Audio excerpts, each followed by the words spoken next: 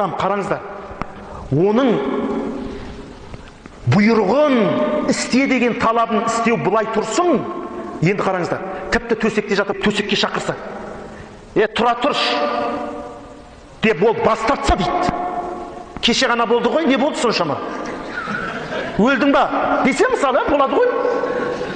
Сол кезде дейді, таң атқанша анау қатынға дейді, періштелер лағнет айтады дейді.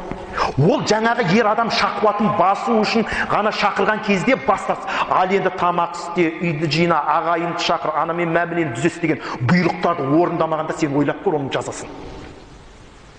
Тіпті ол жаңағы ана жерде пользы ер адамға ғана қалада кеш деді, қош деді, анау айтты. Не болды соншама, өлдің ба? Бітті. Таң атқанша сөйтіп бармай қойған болса, періште лағнет айтады.